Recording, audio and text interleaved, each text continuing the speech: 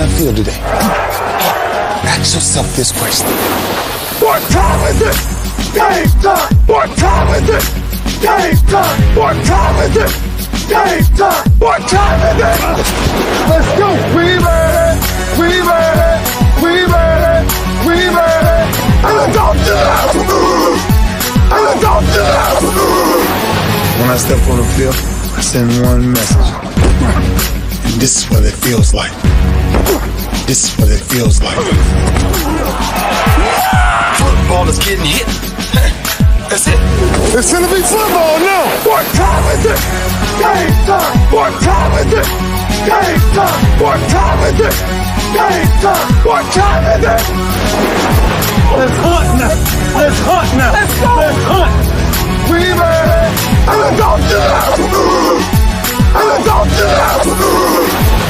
We're talking about the Jets like we're talking about the Saints. You know, all this, how like we the Miami Heat of football. Yeah.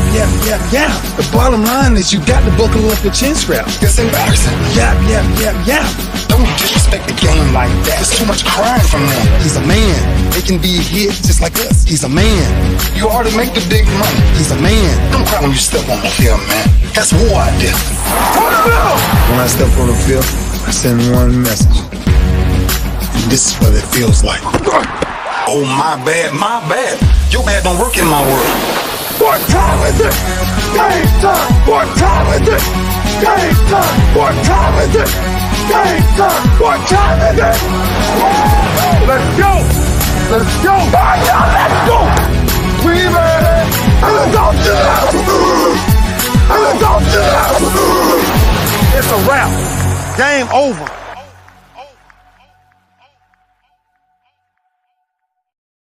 Man, I got to give the credit to DJ Stevie Porter for that mix right there. What time is it? Game time. I know Chris Gardner's like, man, I came to talk, basketball, but that's my hype stuff right there, bro. I get hyped on that one. I get hyped, man. I got no problem with that. Baseball, soccer, tennis. What's that new sport that they're playing? What's the pickleball? Pickleball. Yeah, pickleball. Hold on, man. Get out the way, man. Let me do something right here. Hold on. Just get out the way. Move. Hold on. Let me do it right. Let me do it right. Bang. Hey, that's fine. That's fine. Yeah. I like it. Did you warn her about me? Did you warn Kennetra about me? He didn't. No. But she knows me, so she gets an idea of how it's going to be. So by association. Yes. Yeah, game, birds of a feather flock there. You name it. It's us. How you doing? I'm doing well. And you guys, how y'all doing? I'm doing great. I really am. I'm glad to see you, Kennetra. Hold on. I look. I'm. Yeah, you so hyped you can't even get. Yeah, so you lost focus. I had to get her on, man. I didn't want to talk to you right there. I wanted to get her on. As you should, ladies first. We got a little bit of an echo. Is that on your side, Kennetra? Is that on your side? It might be. Can you turn your volume down just a little bit? Yeah. All right.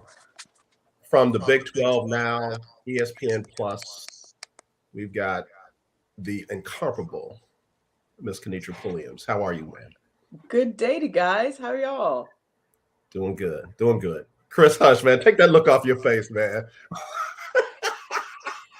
Oh man, I am glad that she's taking time to talk with us today, and hopefully this will be the first of many. So, folks, Keith Hennig and other people, get ready. I'm ready. Kennetra, tell us a little bit about yourself for those who don't know you. So, native Texan, born and What raised in San Antonio. Okay. Graduate of the University of Texas at Austin. Okay. Boo. Chris, we've done this already. Right. I know. Hey, Put it out there. The number 2, number 3 team in college basketball right now, brother. Only behind the Cougs. That's right. Okay. Go Cougs. That's right. And the football team has made a look. They've come to Jesus finally, and they're winning some games that they're not supposed to win. So they're competitive. They're bowl eligible for the first time in 13 years. So, we'll find out on Sunday where KU will be playing. Not everyone. A lot of the fans are angling for the border war renewal of KU, Mizzou. Since Mizzou has gone to the SEC, they kind of haven't really been on the radar as much, kind of out of sight, out of mind. It will satisfy the fans to get that rivalry renewed, because it's happening in basketball. Okay. KU's going to Columbia next week. And it's the second of a 6-part series, if you will.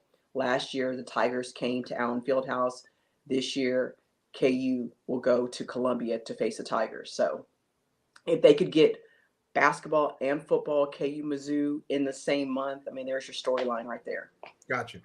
We've got a very avid Mizzou fan that has tuned in recently. She played at Mizzou. She was a candidate for All-American, and she ended up losing it to Tamika Dixon, and they are arch rivals and best friends. But Erica Martin Cross is a huge Mizzou fan, and there she is. Look, hold on, let me put this up so I don't get jacked up. But she is a huge Mizzou fan, and if you saw her, you wouldn't think that she is as ruthless as she is. She's got that Christian Laettner thing where she would step on her mother's neck if she had to get a layup in the winning basket. So yeah, say hi to Erica Martin Cross, please. Hey, Erica, glad to have you on. She is phenomenal. But let me ask you a question. Now, Kris, I'm gonna give it back to you, but I want to pull the scab off it real fast. Is Bill Self ever going to be held accountable? I mean, depends who you ask. Who says he hasn't been held accountable? The fact that he had to sit out 4 games already this season. Did you say 4 games or 4 seasons? What did you say? 4 games. There's been a reduction in scholarships. There were no official recruits at late night, kind of the tip-off to basketball season. There have been, he and Curtis Townsend, his lead assistant coach, did not go out on the road recruiting this past summer. So KU is kind of taking the steps to self-impose, no pun intended, penalties and punishment on themselves, hoping to show good faith towards the NCAA and the IARP that they are taking responsibility, ownership, and accountability for this ongoing, interminable investigation, that's going on into something that happened years ago that no players who are currently on the team were ever involved. They weren't even on the team then. So hopefully there's a resolution coming up soon. Kennetra Pulliams joining us here on the Lunch Break Throwback Thursday. And just again, I wish Kris had warned you about me, because I heard everything that you said. Okay. And I don't want to order anything off the menu. KU fought the NCAA until they realized they could not win. And then all of a sudden, there was some contrition. There was some self-imposed things to try and get ahead of it. Other schools have done that in advance without fighting the NCAA and still got the hammer dropped on them. Why is KU different? I don't know, because the thing is, the NCAA is not consistent with precedents or with how they met out punishment, if you will, Agree. or consequences. It's all over the place, and then that's kind of why KU's case has left the core of the NCAA's jurisdiction and has gone to the IARP, kind of an independent council to review. And so that's kind of where it stands. But right now, with the changing landscape of the NCAA, NIL deals, recruiting, COVID, we're still trying to figure out the long-term impacts of COVID and getting extra year of eligibility. So the NCAA is not the big bad wolf as it was. It's been weakened some. It's been humbled some. So as to what the NCAA, how it will look 5 years, 10 years from now, we don't know. With conference realignment, that's happening in the Big 12 coming up next season. So there's a lot of the landscape of college athletics is changing, and so the long arm of the NCAA law it's being weakened some. And so, KU fans they're beyond fed up. They're waiting, and they think it's past time they think the IARP dragging their feet on handing out punishment. Like, do what you're going to do. Hopefully, throw yourself on the mercy of the court. KU thinks they've done enough as far as punishing themselves. I mean, it's subjective to see what's going to happen, but the fact remains is that even under this gray cloud of the IARP and NCAA investigation, KU still went out and won a national championship last season. Yeah. And that seems to be the cover that a lot of folks run to, that, well, look, they did all this stuff. Oh yeah, and they won a national championship. For me, one doesn't negate the other. I want two things can be true at the same time. At the same time, right. I want them to go after them like they went after Prairie View. I want them to go after them like they went after Jackson State before primetime got there. I want them to go after them like they went after Memphis under Penny Hardaway. I want them to go after them like they and I know a lot of people will listen to me and think that I'm making it a black and white thing. I'm not. I'm making it deal with everybody like you deal with somebody. It kind of if you want to frame of reference of Power 5 versus HBCU, if you will, you look at the investigation into North Carolina and the sham curriculum, if you will, and how everyone's like, you're just passing these athletes through, but then you come to find out like anybody could have signed up for these classes. So it just kind of, so what was the whole wag your finger? What was that about? Nothing, because nothing came out of it. So it's subjective and it's inconsistent. I mean, you look at Oklahoma State and what happened to them. That punishment was handed down immediately, right, and it was harsh. I mean, right. The fact that Mike Boynton, who had nothing to do with the recruiting violations and the pay for play and everything that was going on within the Oklahoma State program, he and his team were punished last season, no postseason whatsoever. Couldn't even participate in the Big 12 tournament on the off chance that they would win it, and they'd be the automatic qualifier for the NCAA tournament. So, like, all of a sudden, you're telling this team, back in the fall, there's really no reason for you guys to play because you're not going to any kind of postseason. So, like, what's the motivation for those guys in that program? Yeah, no, I agree with you. And it was the same thing happened to FAMU a couple of seasons ago before they came to the SWAC. They could not participate in the MEAC, and they literally dominated. They were like 9-1 that year and couldn't participate in anything postseason, couldn't participate in the FCS playoffs or anything. So, all right, I've done all my talking. I'm going to take a break.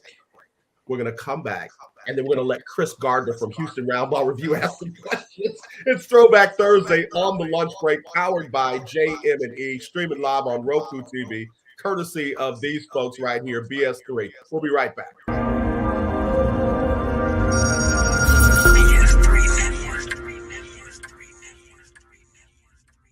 BS3 Network, changing the way you watch TV.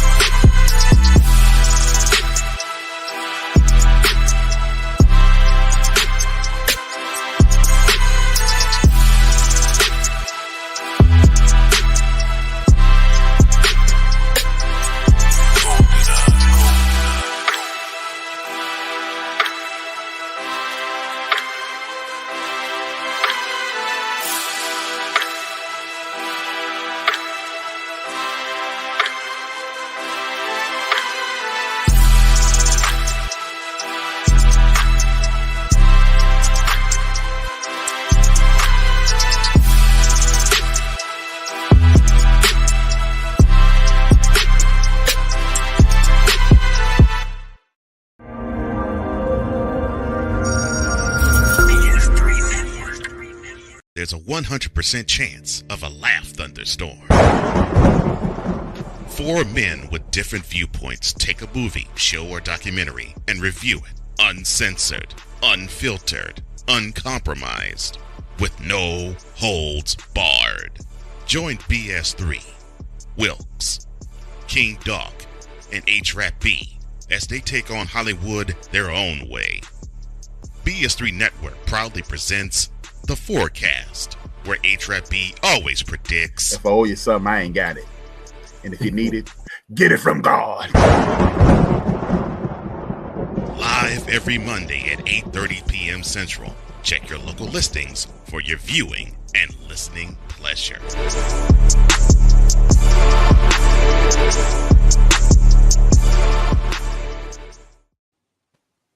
All right, we're back here on the lunch break, powered by JM&E, streaming live on Roku TV, courtesy of BS3 TV. If you got a Roku streaming device, just download BS3 TV, and we're changing the way you watch TV. Speaking of, big good afternoon to Mr. BS3, Ben Sutter III himself. Ms. Kennetra, I've got a text message concerning you. One of my interns said that they're from San Antonio. They want to know where you went to high school. MacArthur. You went to MacArthur. Okay. Yep. All right. So, yeah, this one said he went to, is it Eisenhower? That's middle school. Eisenhower's middle school. Okay. Yeah. I think he, it's spell check. I would say Eisenhower Middle School probably feeds into Churchill. Churchill. I know he went to Churchill. So, yeah, that was him. All right. Again, thank you for joining us on the show. Kris, I'm a hush. You don't have to hush. This is your show. We're glad to be a part of it. I'm just going to give some backstory of how Kennetra and I met. Let's get it. I'm interested. Did he bake cookies? Did he make you mac and cheese? Did he do any of that? Because wait. Did he sing? Kris has culinary skills? I did not know. See, there you go. See, now you put me on the spot. I'm gonna store it away. I know you will too. Yes, but that's okay because let's see how I can phrase this. Don't do it. Don't do it. No, Give me grace. Give me grace. I'm old, Kris. I'm old. Give me grace, man. No. Because she was in town when KU played the Cougars in football and ran over the Cougars in football, and I had no idea. So I didn't hear from her until after the fact at Big 12 that she was in town. And I was like, "Oh, you were in Houston for a football game?" No idea whatsoever. But the time was not my own. I wasn't trying to be shady. Going forward, since Houston will be joining the Big 12 next year, I think she and I will meet a few more times. So she will get some cookies. She can put in her request, and I might even throw in some mac and cheese there at some point too. So okay. So what type of cookies are we talking? Scratch, chocolate chip, pecan, oatmeal, raisin, snickerdoodles. And other cookies. Make your request known. Snickerdoodle. You got it. Ain't no problem. Ain't never a thing. Mm-hmm. You can thank me later, Kennetra. Good looking out. Yeah, on live TV, Erica, Ben, Keith. You can see what I did with I bring family on the show. See how this is, but it's okay. But ironically, we did not meet face to face until October at the Big 12 basketball tip-off. But we were on a panel discussion last year. Yeah, had it been a year? Last season. Last spring. To discuss, I guess really the lack of African Americans in sports journalism as well as at the Big 12. Yeah. Because the person who works at Greg, who works at the NPR in Kansas City or in Kansas. Yep, KCUR. Yep. Thank you, ma'am. Approached me because he's at that time. I was there last year at the Big 12. I was the only one of us there. And Greg, because I think she had football and other responsibilities or whatever, but I was the only one there. And Greg approached me and was like, he introduced himself to me, and I said, "Oh, okay." And he said he knew some folks and wondered how long I've been doing this, and he said, "Kris, hope you're not offended, but I'm noticing that you're the only African-American here." And I was like, "Yes, Greg, I guess I am." So he wanted to know about that because Bob Bowlesby, Commissioner Bowlesby, said 5 years ago with William C. Roden how he wanted to improve the number of African-American journalists in the Big 12 coverage. That was, well, not 6 years ago. And fast forward to 5 years ago, it was just me. Wow. Now, in October, Steven Johnson is now who covers TCU. So it's one more. I'm not in the Big 12 yet. So he's the one, and Kennetra at KU. Is that it? I mean, there's a couple in local media here, in Kansas City. Harold Kuntz at the Fox station, Fox 4, and then Aaron Ladd at the KSHB, the NBC affiliate. But that's on the broadcast side. On the print side, nobody at the Kansas City Star, Topeka Capital Journal, Lawrence Journal World, Wichita Eagle. I don't think so. I don't think so. Any of the newspapers within the state. And I mean, and that's just on the Kansas side. But yeah, what's interesting is Kris and I experienced that here locally, where there are a couple of us on the print side. Mm-hmm. There are a couple of us on the broadcast side. For at the Chronicle? Who's at the Chronicle? No. Well, in I can't think of his name, with glasses. Been there forever. God, I can't think of his name. I'm drawing a blank on him now. But he's there. He's still there because I saw him at during training camp for the Texans. Okay. And they actually brought somebody else in to replace John McClain. That is a brother, younger brother. Okay. So they brought him in. I mean, because I know, well, there is. I take it back. Jerome Solomon. Oh, yeah, Jerome. Yeah, Jerome's columnist. Yeah, so, okay. Yeah, there's Tracy Allen, works for Kansas City Call, here in Kansas City. She's a K-State alum. But I know down in Austin, you have Danny Davis. Trying to think. It's not a long list. Cedric Golden. Cedric's there, yes. Mm-hmm. Okay. Yeah. Okay. Mm-hmm. So where I was going with that is representation matters, especially when you have, I'm just going to call it black head coaches or minority head coaches of your pro sports teams, like we have here in Houston. We've got, Lovie Smith, we've got Steven Silas, and of course we got Dusty Baker. Dusty Baker just won a whole doggone World Series without cheating. Yes, I said that, without cheating. Won a whole doggone World Series, and there's still people after the fact that want Dusty fired and are writing as if the man didn't win the second most number of games in franchise history and a whole doggone World Series.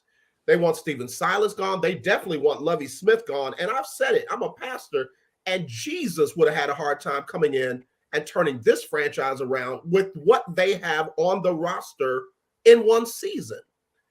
Representation matters. People don't even realize that maybe they do.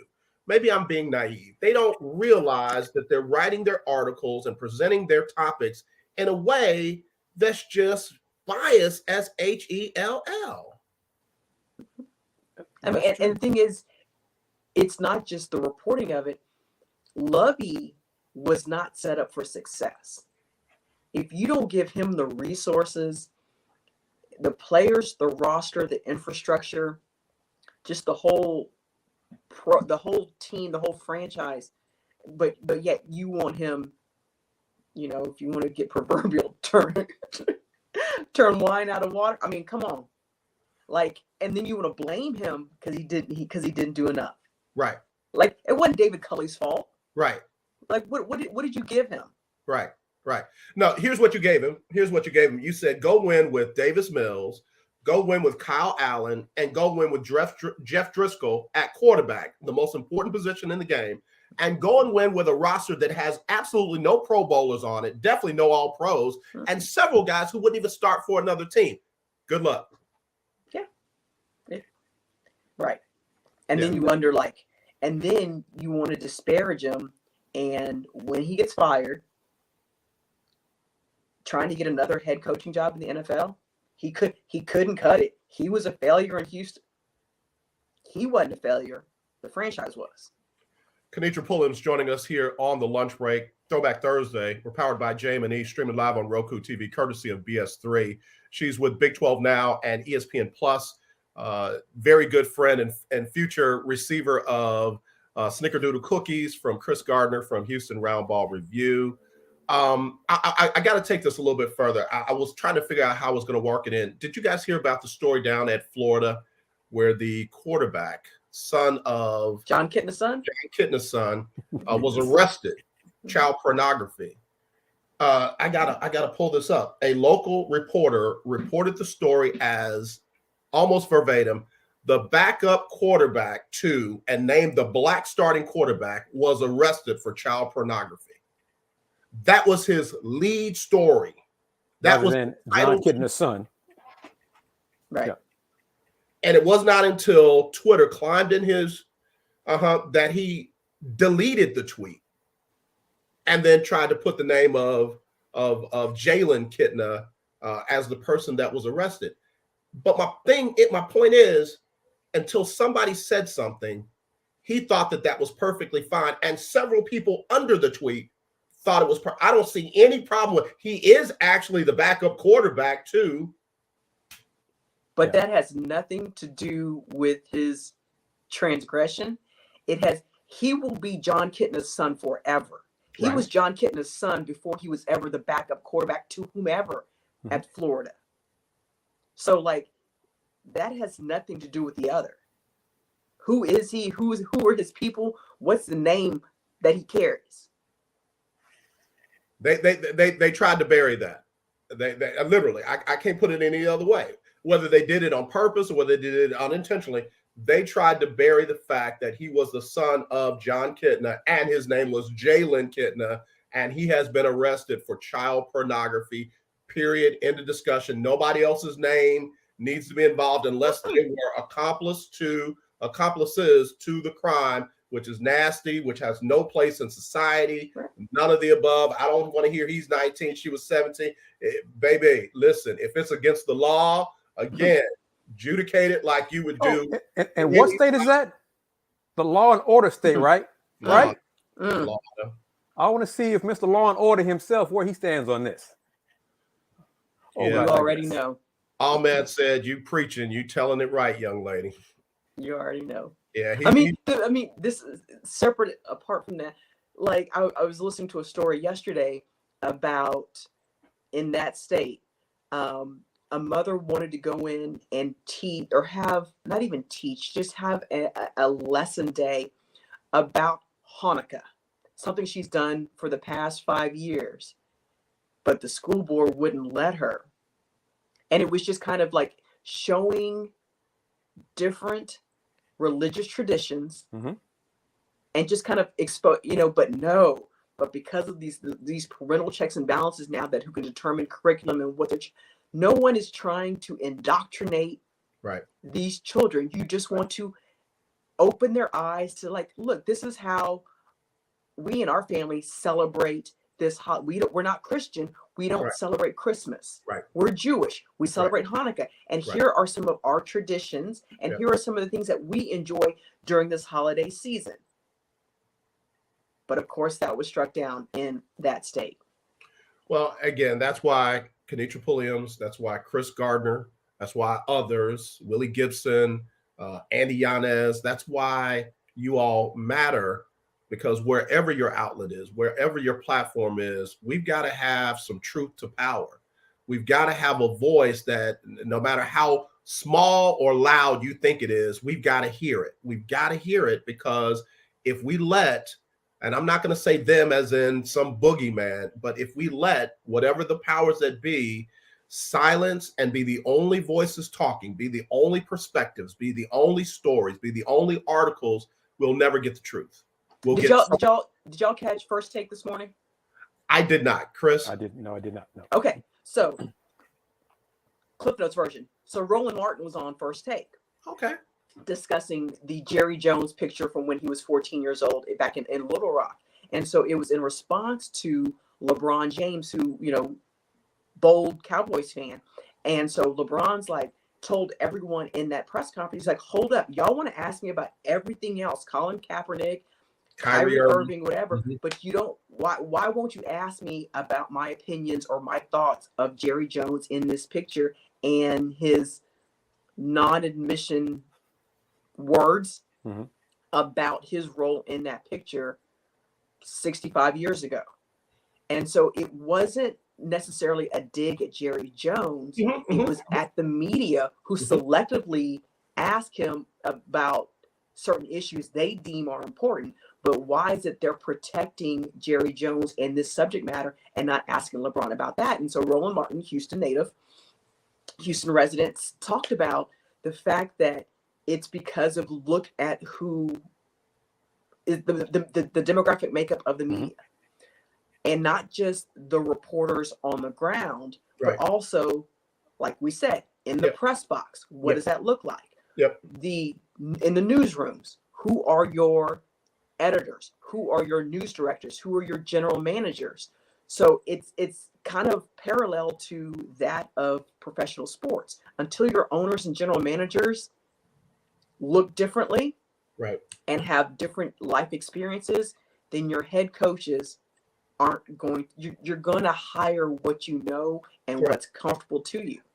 So there's this whole flow chart from the top to the bottom that your reporters aren't going to, even though your subject, the people you're interviewing, people you cover, largely minority, but if your reporters and your photographers and then your editors and your producers and then your news directors, your VPs and your general managers, it's going to be the same whitewashing of this profession. Yeah. I followed that, several of those threads, and it's one thing for the fan base to say, oh, well, it's only because you are in basketball. Kyrie Irving was in basketball. This is football. Again, I get it. Casual fans, even avid fans, sometimes don't understand the nuances of broadcast journalism, but it's the journalists that are making statements like that. It's the journalists that are posting pictures of Joe Biden when he made comments about segregation and desegregation. It's the journalists that are doing whataboutisms. And it's like, wait a minute, if you don't understand the difference, then your listening base is in trouble. And that's the problem. And of course, we still get, well, y'all just, racism doesn't exist anymore. Y'all are just, why y'all keep relying on the black card? It's 2022. Oh, we need to move on, move past all this. What happened in London a few days ago? When the sister was, where are you from? No, really, where are you from? Yeah, because you can't be from here. You black. You can't be from here. And we took the military, the African American military in Poland. One of Queen Camilla's courtiers wanted to play interrogation police. Yes. But yeah, it's time. We need to move past it. But y'all refuse to look that it exists and accept that it exists and that it still goes on to this day. So that is why I asked Coach Kelvin Sampson the question about why he wore the racism shirt. I want you to get to that. After the game, that was as provocative of a statement. I kept looking at the shirt even before you asked the question. And then when you asked, I said, my God, that's my brother, right? Yeah. And then the answer was just compelling. So go ahead, Kris, share that with us. Because he said during, and humble brag, it's available on my YouTube channel, Houston Roundball Review on YouTube, Instagram, everywhere else too. It's part of the annual, there's a racism game in college basketball. The coaches versus racism have a game. You're going to see it probably now in January for games. A coach and players, one shirt will be erase racism. Houston's game was this week against Norfolk State. Yep, HBCU. And if you haven't, again, seeing coach's comments about his love and appreciation for HBCUs, check that out. That's when they played TSU. But he wore the shirt after the game, press conference. I asked him, full disclosure, Coach Sampson is on the board of racism. I'm a committee member of it as well. But I also knew nobody else in the room was going to ask the question, of course, why are you wearing this shirt? So that's why I asked him the shirt. He gave a reason. And one part of the reason was because racism still exists. Yeah. And it's important to him that we discuss it and have conversation about it. Yeah. That's it in a nutshell. Yep. one of the many things that I love about Coach Kelvin Sampson, and one of the many things that I appreciate about your being in those rooms, because you don't shy away from the responsibility. You don't allow yourself to think, oh God, they're going to roll their eyes if I ask these kind of questions. When you think about it that way, Kennetra yourself, Kris yourself, it makes what you do bigger than what you ever even imagined.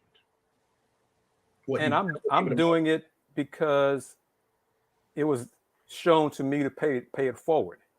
Okay, it's my responsibility to keep it going, to keep the conversation going. Yeah. And Coach Sampson, one of the comments, some folks are uncomfortable talking about racism. Yeah. Well, if you are uncomfortable, that's on you. Yeah. I'm going to ask you the questions about it. It's not my problem that you're uncomfortable. Yeah. Maybe the fact that you are uncomfortable says something about you.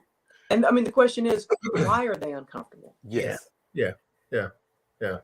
That's important. That's an important, and that's where our society is today. We don't have those constructive dialogues that could get to some type of understanding. You don't always have to get to a resolution. Racism didn't start overnight. It's not going to get fixed overnight. Mm-hmm.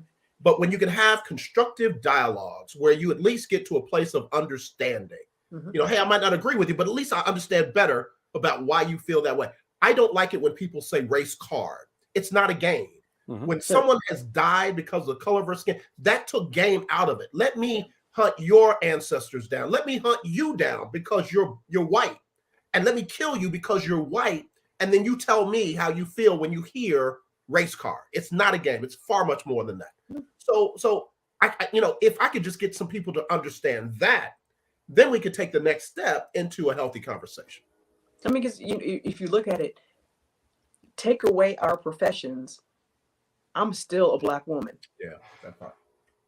Mm-hmm. So, like, before I was a journalist, before I was a student, before I moved to Kansas City, I was a Black female. Yeah. That's who I am. That's who I'm going to always be. Yeah, I've worked in radio for over 40 years and just retired from radio last March. And over that time, I had some opportunities to do some things. But one thing, I don't know where I got it from. I really don't. I can't say my grandfather sat me down and said, I looked at the hierarchy. I looked at what's going to happen when I am just Black, when I'm not the journalist, when I'm not the broadcaster, when I'm not the show host, when somebody says that Black man, da da da da da, and probably would have said it more, that Black boy, da da da da da. What's going to happen then? What's going to happen to my family when I have to move from Connecticut? What's going to happen to my son, who I was a single father at the time, when I've got to move from this area back to wherever I got to go? And guess what? I said no to a lot of things that most folks wouldn't even believe I had the opportunity to have, because guess what? At the end of the day, after it's all said and done, I'm a Black man. Mm-hmm. And some people will look at that before they look at my work. Full stop. Yeah. It's basically, you get judged by appearances. Before you open your mouth to speak, before you present a media credential, before you show a driver's license, what do they see? Yeah. And I still get that, and I'm sure y'all do too, the look from some people when I walk into the press box or the media area, look at me like I don't belong there. Yeah. Here's my credential right here. Bruh. Oh. Yeah. Right this way. Mm-hmm. Yeah. I know where I'm going. Do they realize that you might, or that we are the only ones? Yeah. It doesn't register to them. We know this. Remember Masai Ujiri when he just tried to go down and celebrate with his team that had won the freaking national basketball championship. I mean, the NBA championship. And you got people like, you don't belong down here, and actually physically push him and say he pushed me. Yeah. All right, listen, I'm going to behave. Okay. All right. Kennetra, I'm putting you back on the spot. Okay. Big 12. How many Black basketball coaches in the Big 12? Men side? Mike Boynton. Mm-hmm. Jerome Tang, mm-hmm. K-State. Yep. Yeah, Tamika Dixon chiming in. Oh my gosh. That's it, right? Isn't that it? That's it. I think that's it. Yeah. That's it. Hey, T. On the women's side. I was getting ready to go there. I had to give some love to T because she don't jump in often, and I know Erica made that happen because we were talking about. Thank you, Erica. Thank you to me. Yeah, I'm but sick. Okay, yeah. So 2 on the men's side. How many on the women's side, Kennetra? Because I'm not sure.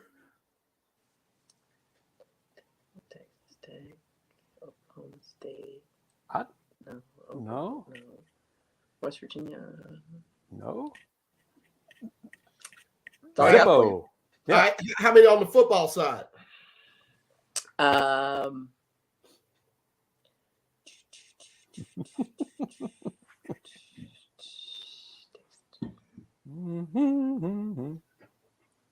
6 years ago, the former commissioner of the division was trying to get more media coverage.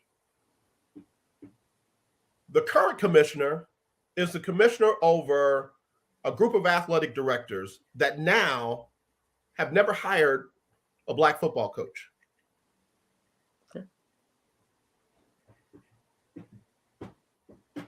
Correct. Which is, let's see. I think he's going to address that.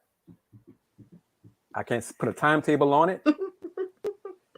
Because I don't want to say soon and like happens, tomorrow, whatever. I think he's going to address that. But he's addressing the culture part of the Big 12 from an entertainment perspective. Okay, when he's trying to make them younger and hipper, go with me. Like if he's bringing Ashanti in to sing the national anthem at the Big 12. Okay, is that like when Bill Self brought Snoop Dogg in and they was? Oh no, that's because Commissioner Yormark, he's way up on the food chain than Bill Self is. Okay.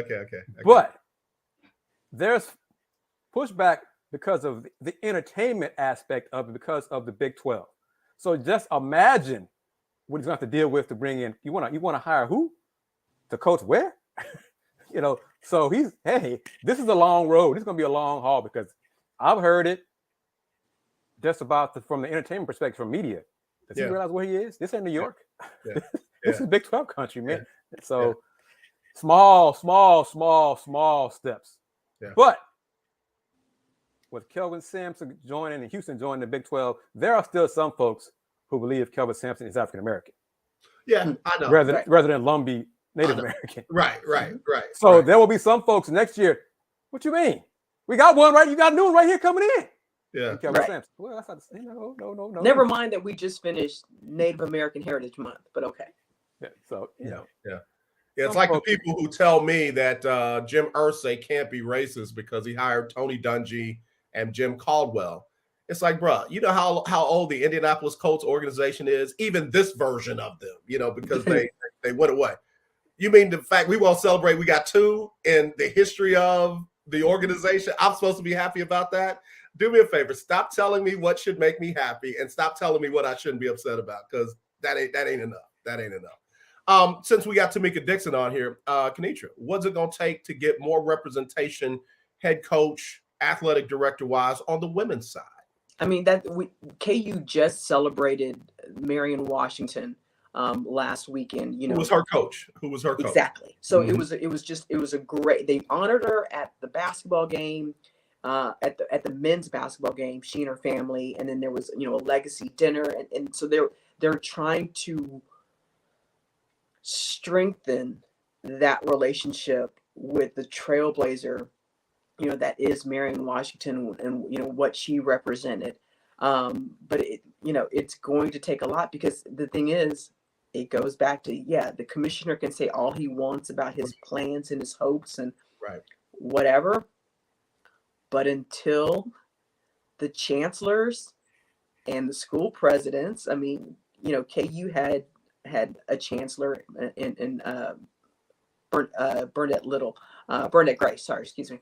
So there was one, but now, it's back to the way it was. And so until your athletic directors are Black, then them hiring, a Black head coach, props to University of Virginia for hiring Coach Mox, to lead their program. And I mean, and you look at what Dawn Staley is doing. I mean, she is putting action behind her words, and she's championing, and she's an advocate, and she's trying to not just in the profession, but also for journalists. Yeah. She's trying to encourage and bring them along and nurture and mentor them as well. So there are Black head coaches, both on the men and women's side. It's just not as prevalent in the Big 12. Yeah. I'm just asking questions now. Kris will tell you, I just kind of throw things out there, even if they're kind of pie in the sky. Do we need some type of Rooney Rule in our conferences? I know the answer, but I kind of want to hear your feedback. What essentially is it going to change? They can sit here and wave a flag like, look at us. We're all about diversity. Look, we have the structure in place, but to actually make it work as it's designed or as it's hoped to be. I mean, you look at the Colts and look at Jeff Saturday. And so they can circumvent that saying, oh, wait, we can hire him. We don't have to go through the Rooney Rule protocol, if you will, because he's just interim coach. He's not the permanent coach.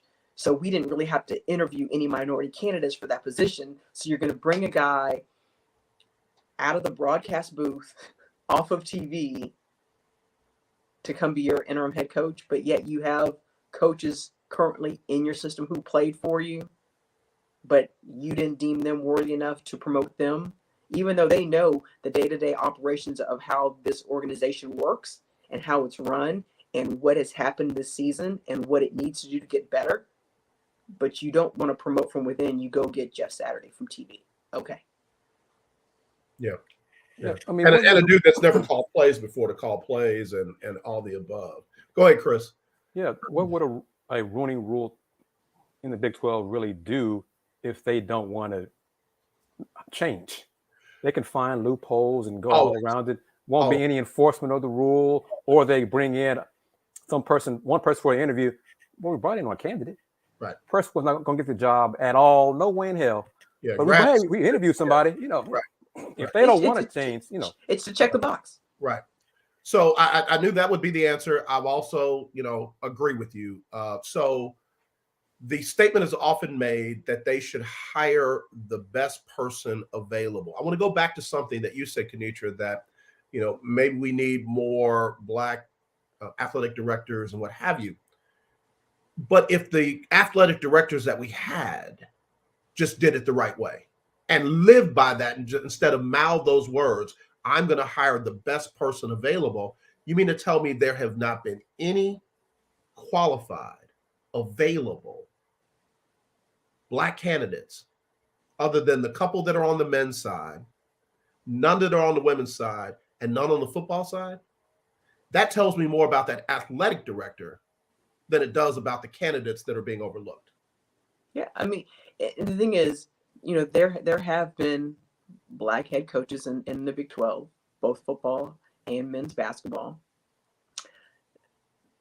But, it's kind of been, a revolving door, and they're like, see, we tried. Yeah. That's the answer. Yeah, they didn't succeed. So what do y'all want? We hired one. Yeah.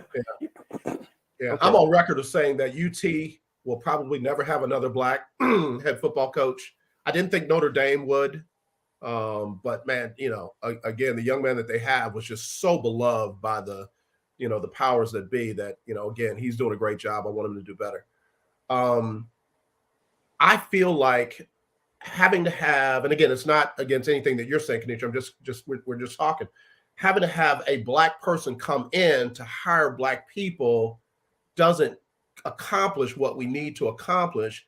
It's like if we get another Black owner in the NBA, we get a first Black owner in the NFL, and then they hire a Black general manager, Black coach. Well, see, they just hire in their own. But the reality is when a person who is not from that culture realizes the value of the person from another culture and gives them a fair opportunity to be as successful as possible and put the things around them to be successful, now you've got meaningful change. Because why isn't that same argument made when the way the current situation is, the cronyism that goes on in the hiring practices? Right. Nobody is saying to them, well, you're just hiring your friend. You're just hiring somebody you know, somebody you have a history. Nobody's saying that. But when it comes to us, that will be the first excuse thrown out. Yeah. Why can't you just eliminate? Why can't you eliminate race? Right. Why can't you just hire the best? And I mean, define the best candidate for the job. I mean, that's subjective. So subjective. Because the person who's hiring, in their mind, what do they think is best? Yeah. Go ahead, Kris. And it also depends on these search firms that schools and organizations hire. If they don't have any diversity backbone in their organization, they're not going to seek qualified candidates who don't look like them. Yeah. Even though we could probably name qualified candidates of gender and race. Yep. And it'd be our own search firm consultants. Yep. That some of these schools spend way more money than they could give us with less qualified people for a job. Sure. I mean, look at David Shaw, who just retired, as that's the word he used. Right.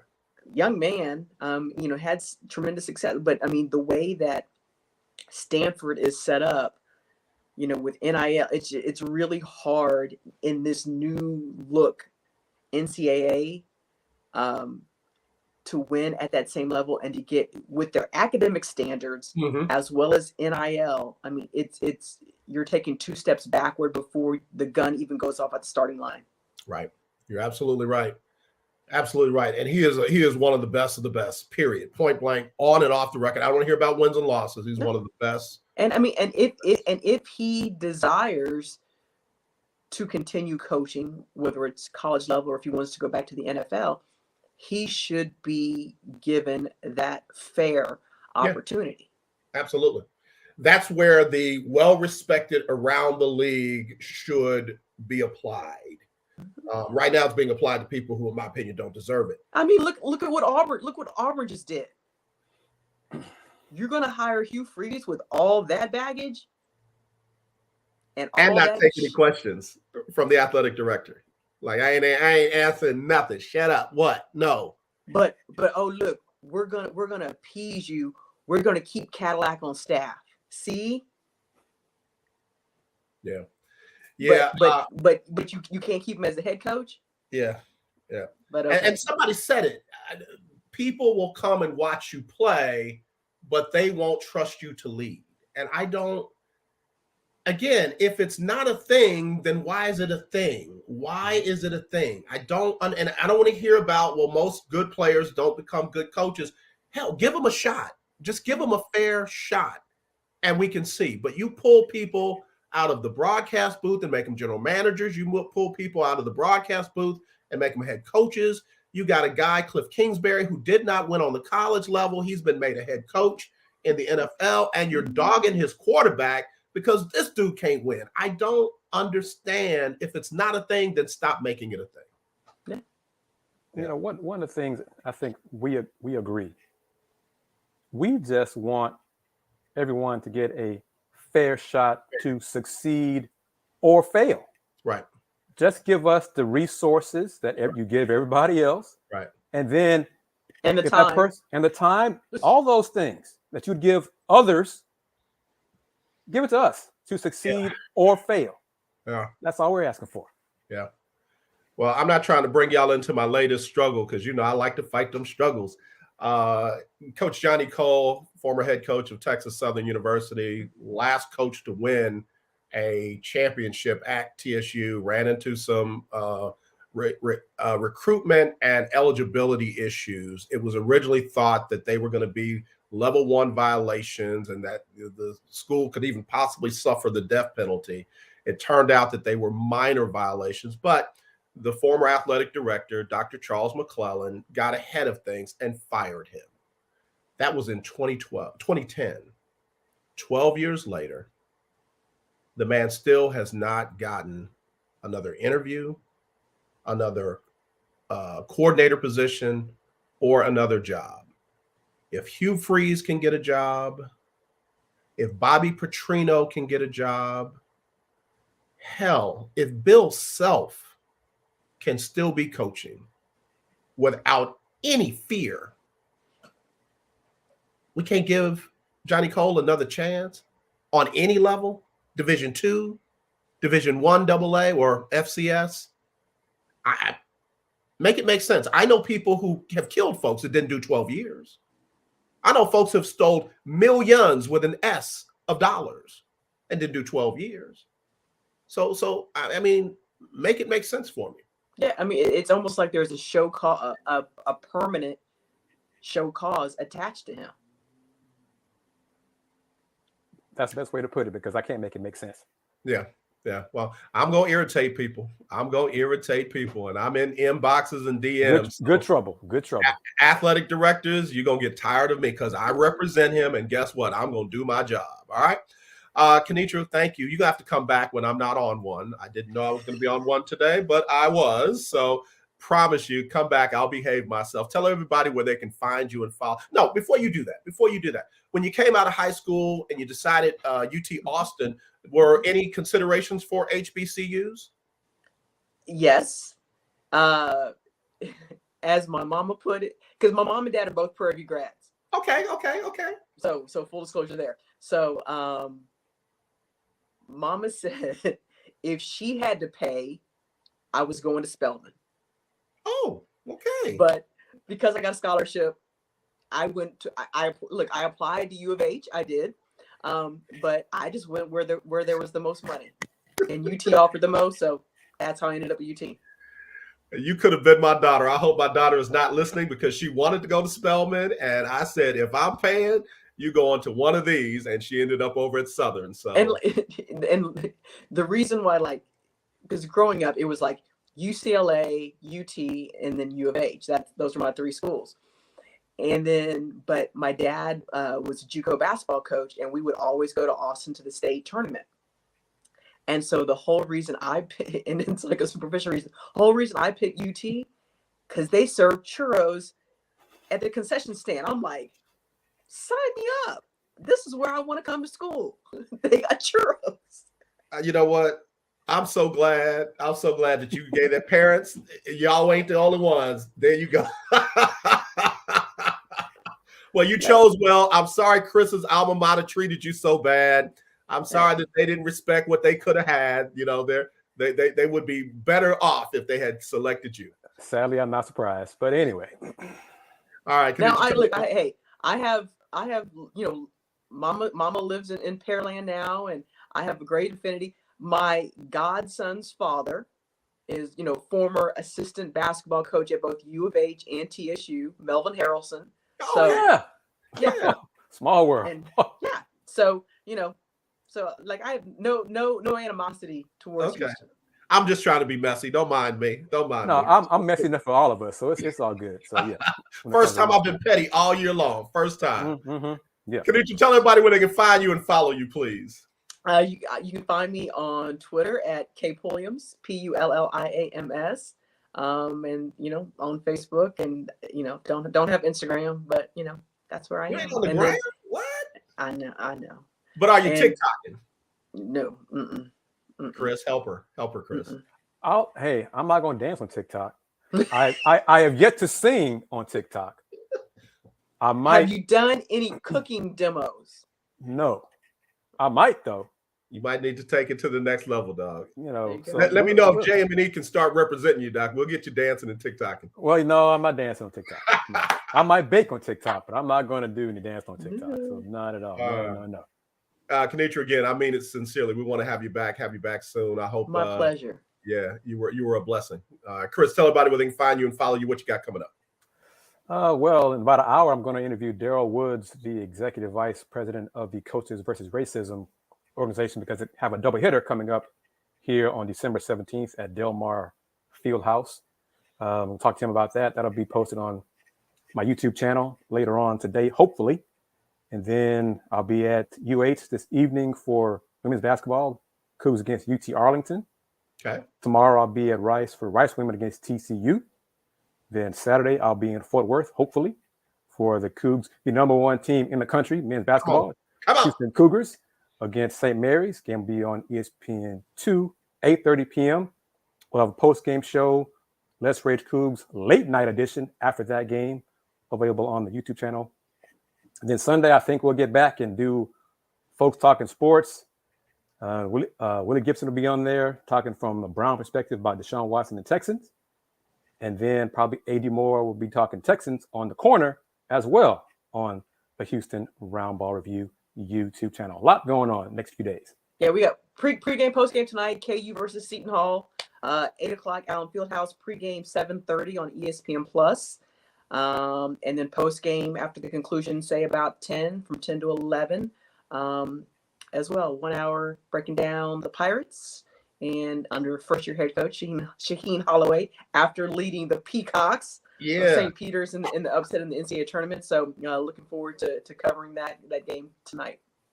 All right. And notice what she said, AJ, post-game show, KU on ESPN Plus, right? I did catch that. Uh-huh. I did catch that. So I'm just saying to my alma mater, it can be done. It can be done. We're just doing it for you right now on Let's Rage Cougs. Oh, and also, one more thing. I was at last night's Rice Prairie View A&M men's basketball game. Post-game comments from Quincy Oliveri and Cameron Sheffield. It's on the YouTube channel. It's 5 minutes long. I had no problems with them posting a clip long to 4 minutes, but I digress. Stop being petty. Stop being petty. So I'm here for the petty. So what you saying? So I'm here for it. I love my school, but y'all need to do better. Kris, we love you. Kennetra, we do love you. You got a new big brother. So we'll be checking you out on ESPN Plus. And please come back. I mean, please, I promise I'm going to behave. I promise.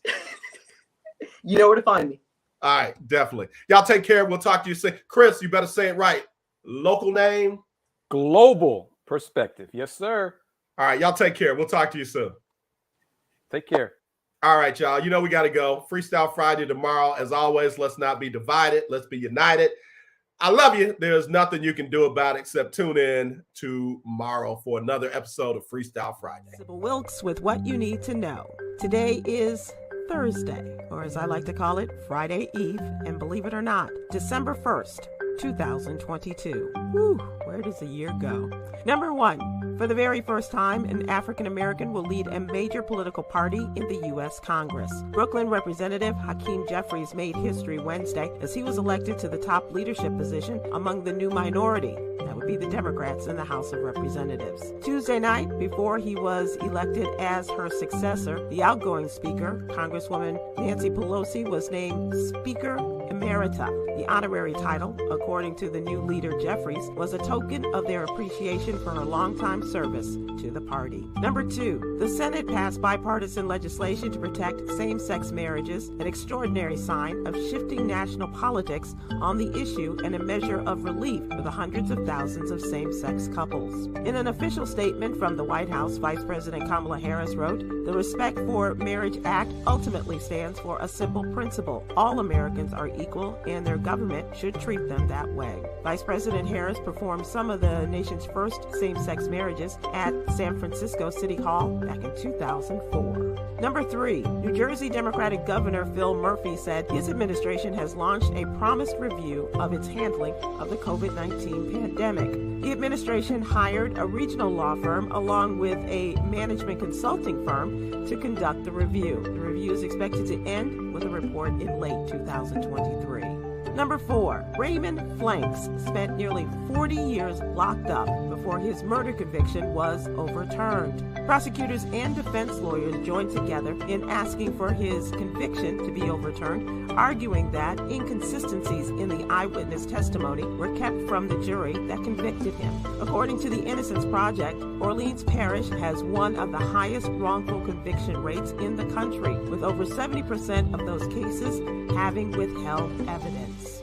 Number 5, Officials outlined a new plan Tuesday to help more people experiencing severe mental illness in New York City. A directive has been issued immediately to city workers, including police, fire, EMS, and health department employees, to transport anyone having a psychiatric issue and refusing voluntary assistance to the hospital, where they will be evaluated. Officials said state law allows intervention when severe mental illness prevents an individual from meeting basic human needs.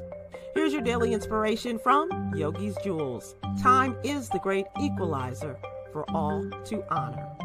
Join me today live on YouTube and Facebook at 7 p.m. Eastern, 6 p.m. Central with our wellness and mental health contributor Aprilette Russell as we discuss today's top headlines and more. To subscribe to our free daily What You Need to Know newsletter, please visit SibylWilkes.com. Be informed, be empowered.